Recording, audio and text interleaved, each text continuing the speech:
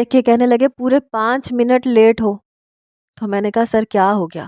اب ٹریفک تو میرے حساب سے چلتا نہیں ہے، اور آپ کو پتہ ہے کراچی کی ٹریفک کا کیا حال ہے، ایک بار جام ہو جائے تو ہلنے کا نام ہی نہیں لیتا۔ کہنے لگے اوکے اوکے چلو جلدی، ارحم ابراہیم وقت کا بہت پابند ہے۔ بہرحال میں فیصل صاحب کے ساتھ جیسے ہی اس شاندار ہوٹل کے ریسٹورنٹ میں داخل ہوئی تو وہ شخص سامنے ہی ٹیبل پہ بیٹھا تھا۔ ہم دونوں کو ایک ساتھ دیکھ کر اس نے اپنی گھڑی پہ نظر دوڑائی۔ فیصل صاحب تو یوں تھے کہ جیسے اگر ارحم نے انہیں کانٹیکٹ نہیں دیا تو شاید ان کی کمپنی ہی بند ہو جائے گی۔ پتہ نہیں یہ امیر لوگوں کا لالچ کیوں ختم نہیں ہوتا۔ بہرحال میں ان کے قدم کے ساتھ قدم ملاتی ہوئی ارحم کی ٹیبل تک پہنچی۔ وہ کھڑا ہو گیا۔ پہلے اس نے فیصل صاحب کی جانب اپنا ہاتھ بڑھایا، اس سے مصافحہ کرنے کے بعد میری جانب ہاتھ بڑھایا، لیکن میں نے صاف انکار کر دیا۔ میں نے کہا سوری سر، میں ہر ایک سے ہاتھ نہیں ملاتی۔ میری بات سن کے وہ ذرا سا مسکرایا تھا۔ پھر اپنا ہاتھ نیچے کر لیا، کہنے لگا ہیو اے سیٹ۔ ہم دونوں ہی اس کے سامنے کرسیوں پہ بیٹھ چکے تھے۔ پھر فیصل صاحب نے مجھے اشارہ کیا۔ میں نے اپنی کمپنی میں کام کرنے کے رولز اور فوائد اسے بتانے شروع کر دیے اور کوالٹی کی بھی کافی تسلی دی۔ جس حد تک میں کوشش کر سکتی تھی میں نے کی تھی۔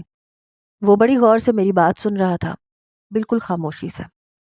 وہ پہلا شخص تھا جس نے مجھ سے کوئی سوال نہیں کیا تھا، ورنہ پہلے جس سے بھی کانٹریکٹ کے لیے میں میٹنگ میں بات کرتی تھی تو وہ چند سوالات ضرور پوچھتا تھا، اپنی تسلی کرتا تھا۔ وہ کہنے لگا فیصل صاحب، میں آپ سے 1 سال کے بجائے 5 سال کا کانٹریکٹ کرنے کے لیے تیار ہوں۔ یہ سن کے فیصل صاحب کی تو باتیں کھل گئی۔ وہ کہنے لگے ضرور ضرور، اور میں آپ کو یقین دلاتا ہوں کہ آپ کو ہماری کمپنی سے کوئی شکایت نہیں ملے گی۔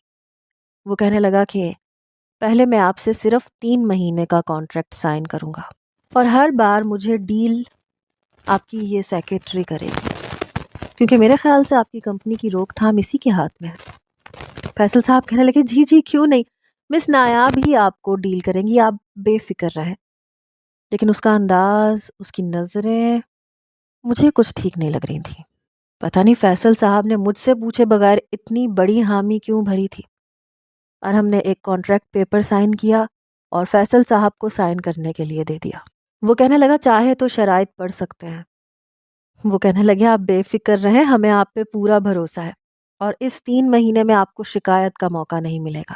اس کے بعد ارحم نے ہی کھانا آرڈر کیا، لیکن میں وہاں بیٹھنا نہیں چاہتی تھی۔ پتہ نہیں اس کی نظروں میں ایسا کیا تھا کہ مجھے اپنے وجود پر چونٹیاں سی رینگتی ہوئی محسوس ہوتی تھیں۔